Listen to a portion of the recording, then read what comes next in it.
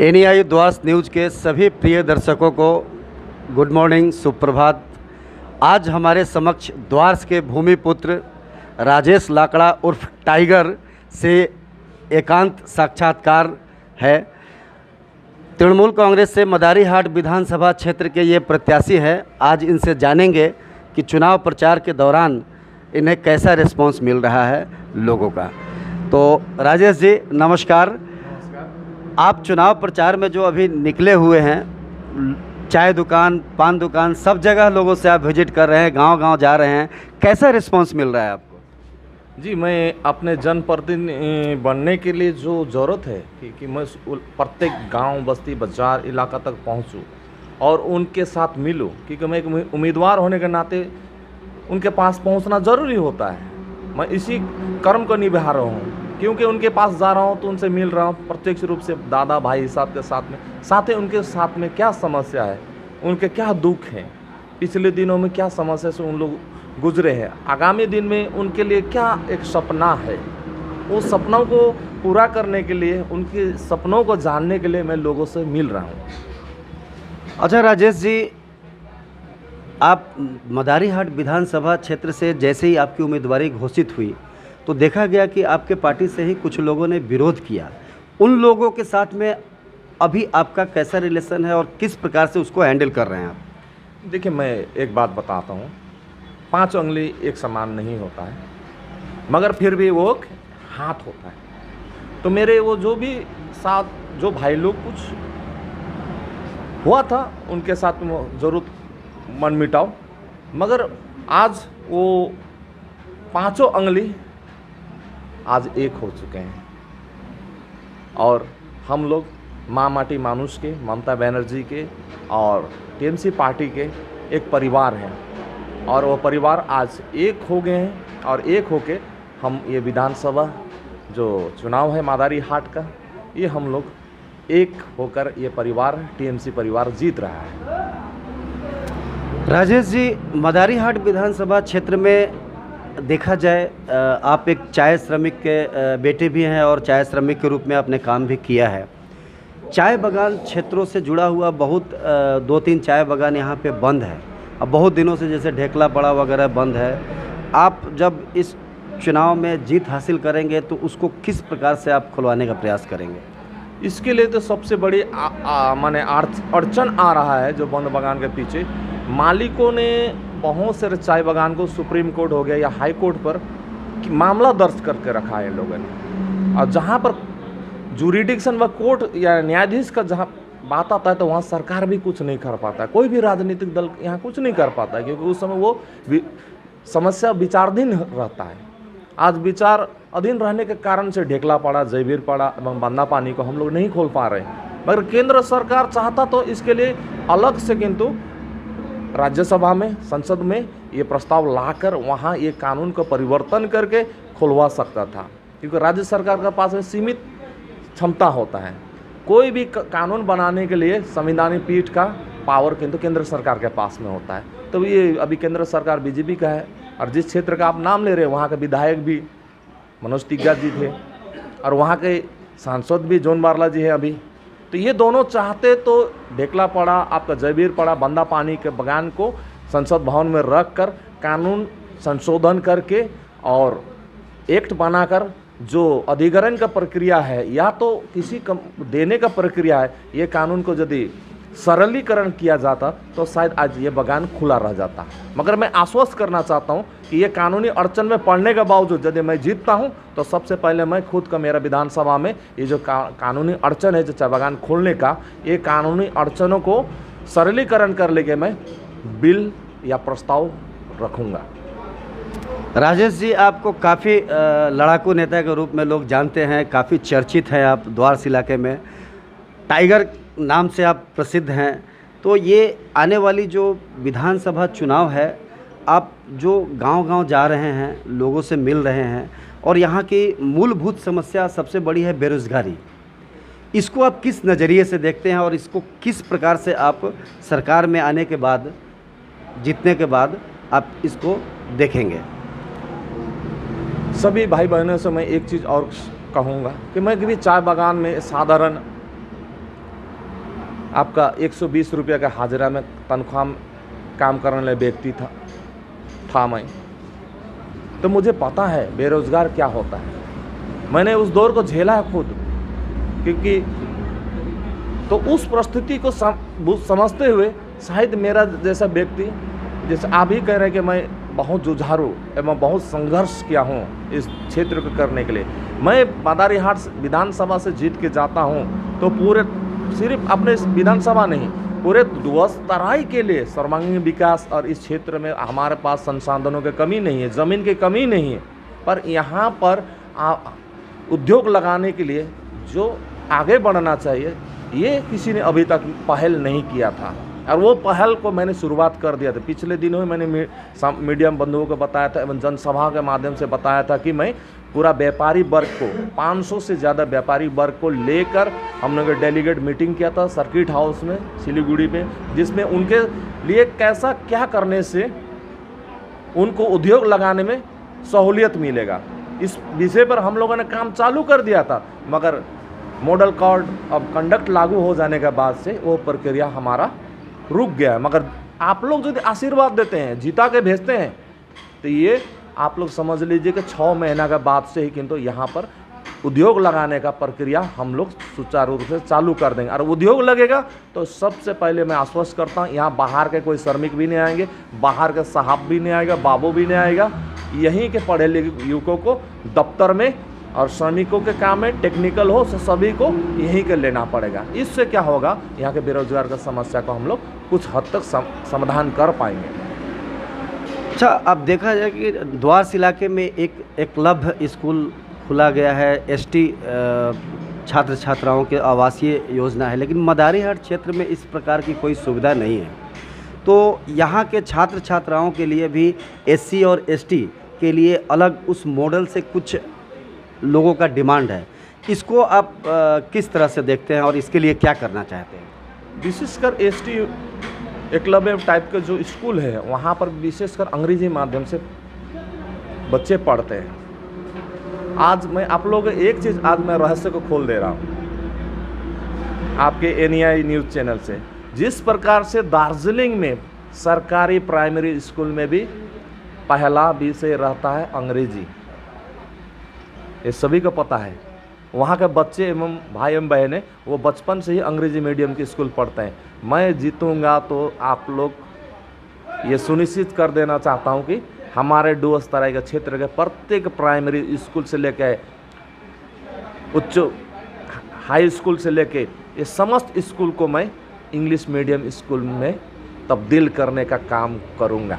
इससे क्या होगा कि किसी कारणवश एकलव्य मॉडल स्कूल की एक सीमित क्षमता होता है, सभी एडमिशन नहीं मिल पाता है, अंग्रेजी मीडियम के स्कूल नहीं पढ़ पाते हैं वो लोग। तो एक यदि प्राइमरी और हाई स्कूल को यदि मैं इंग्लिश मीडियम कर दूंगा तो सबका भविष्य उज्जवल रहे। आपको पता है कि इंग्लिश पढ़ाना आज कितना ज़रूरी है। आज दार्जिलिंग का विकास क्यों हो पाया है? आज प्रशासनिक क्षेत्र में हो, चाहे विदेश में हो, चाहे देश में हो, वहाँ के युवक युवती अंग्रेजी फराटा से बोल लेते हैं। अंग्रेजी फराटे माने दमदार लिखते हैं, उनका ड्राफ्टिंग इतने अच्छे अंग्रेजी में, जिनके फलस्वरूप वो आज किसी भी लेवल में, प्राइवेट सेक्टर में हो चाहे गवर्नमेंट सेक्टर में, वो आगे बढ़ पा रहे हैं। तो वही चीज़ को मैं तराई डुवर्स के समस्त स्कूल को इंग्लिश मीडियम स्कूल में तब्दील करने का कार्य करूँगा। ये आपके चैनल से मैं आज खुलासा कर दे रहा हूँ। अच्छा राजेश जी, आपने अंग्रेजी भाषा की प्रमोशन के लिए प्राइमरी से लेके हाई स्कूल तक तो करेंगे, लेकिन स्थानीय यहाँ के ज़्यादातर आधे से अधिक द्वारस इलाके में हिंदी भाषी और आदिवासियों की संख्या है, और यहाँ आपको सादरी भाषा को लेकर भी मान्यता के लिए आवाज़ उठ रही है। इस संबंध में आप क्या देख रहे हैं? देखिए, ये तो हमारे क्या बोलते हैं आपका, हमारा जाति का आधार में हमारा लैंग्वेज, मदर लैंग्वेज का सेकेंड लैंग्वेज रहेगा, थर्ड लैंग्वेज रहेगा, कोई परेशानी नहीं है। अंग्रेजी फर्स्ट लैंग्वेज रहेगा तो आप कहीं भी किसी भी कंपटीशन में आप आगे बढ़ सकते हैं। हम सादरी भाषा को भी लागू करेंगे, हिंदी भाषा को भी लागू करेंगे, बंगाली भाषा को भी लागू करेंगे, उर्दू भाषा को भी लागू करेंगे, मगर जो आज के लिए नीड है, ज़रूरी है, वो इंग्लिश से बच्चे पढ़ेंगे और इंग्लिश भाषा से यदि वो आगे बढ़ पाते हैं तो वो आज अंतर्राष्ट्रीय लेवल तक भी अपने आप को स्थापित कर पाएंगे। राजेश जी, आप बहुत ही मेहनत कर रहे हैं। आपकी मेहनत कितना रंग लाएंगी ये तो आने वाला समय बताएगा। लेकिन पिछली विधानसभा चुनाव में देखा जाए तो भाजपा के उम्मीदवार यहाँ लगभग 22,000 वोटों से लीड किए थे। पिछले लोकसभा में साल भर पहले भाजपा ने यहाँ बहुत अच्छा लीड किया था। तो इस बार कितना कंपटीशन है आपका और इसको कैसे देखते हैं? देखिए, मनोज तिग्गा तो कंपटीशन में है ही नहीं। इसलिए नहीं है क्योंकि वो अपने 5 साल के कार्य को यदि रखेंगे और किसी दिन आपके चैनल के माध्यम से ऐसा वार्तालाप के माध्यम रखे तो वो अपना कार्य को बता भी नहीं पाएंगे। और मैं तो पूरा अब टीएमसी पार्टी के, हमारी सरकार के पूरे 10 साल को रिपोर्ट कार्ड को सामने रख दूंगा।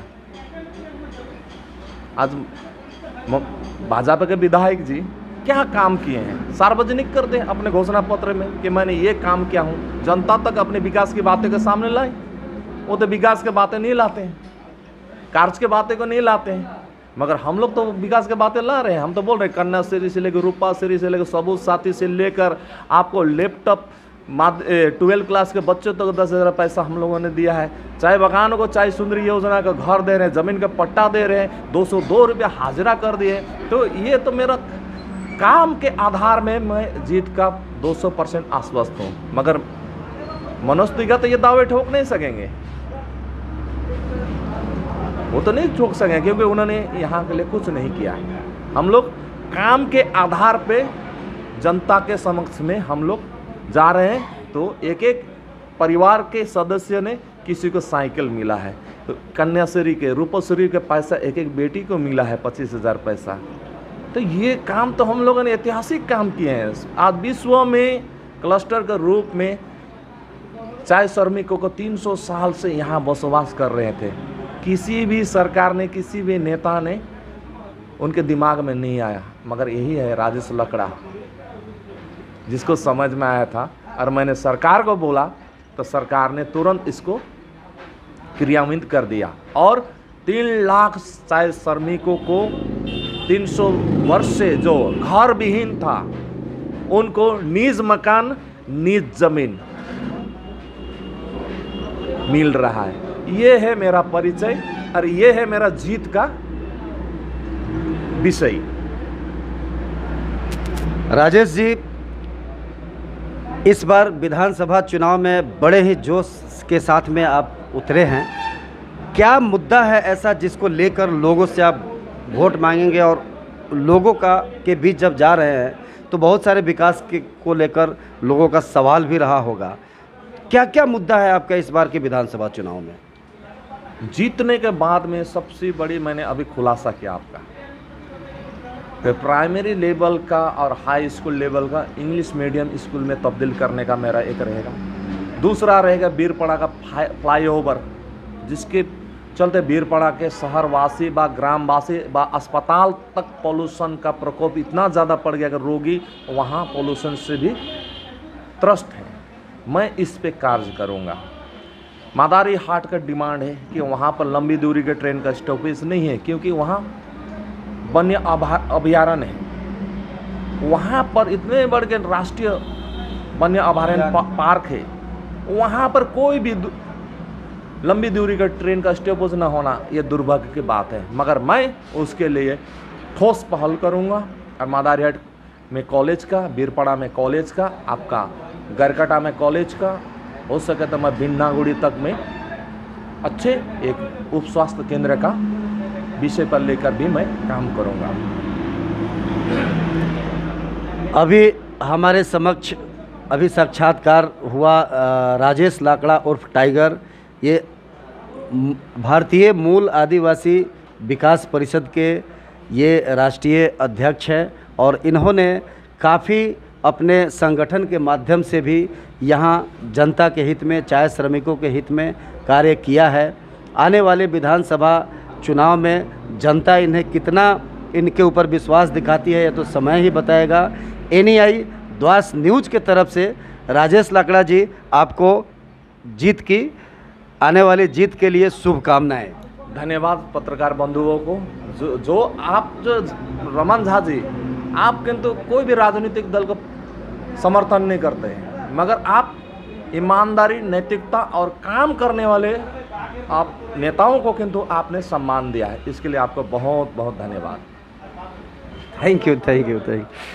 तो ये थे राजेश लाकड़ा जी। ऐसे ही किसी प्रखर और योग्य नेता के साथ फिर हमारी इस विधानसभा क्षेत्र के कई इलाकों से चर्चा जारी रहेगी। एनआई द्वास न्यूज़ के लिए तेलीपाड़ा तृणमूल कार्यालय से रमन कुमार झा।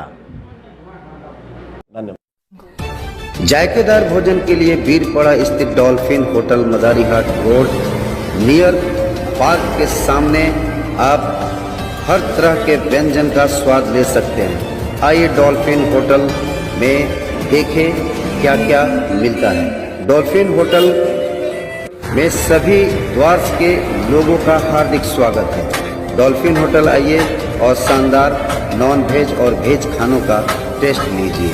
देखते रहिए एनआई द्वास न्यूज। यूट्यूब पर लाइक और सब्सक्राइब करें और अपने इलाके खबरों से जुड़े रहें।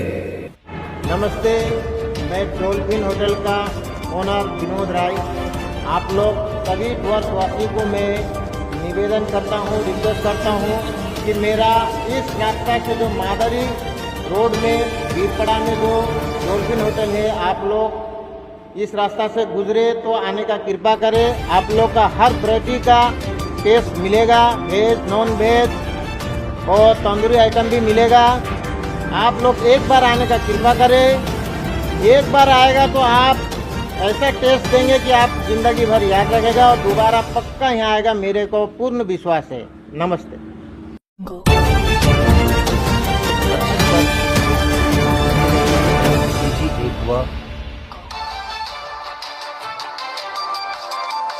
पीते रहिए प्यूरिफायर फीजी एक्वा का पानी और स्वस्थ रहिए। डीलरशिप और कमर्शियल जानकारी के लिए संपर्क करें। द्वार्स इलाके में ही फीजी एक्वा के माध्यम से शुद्ध जल आप प्राप्त कर सकते हैं।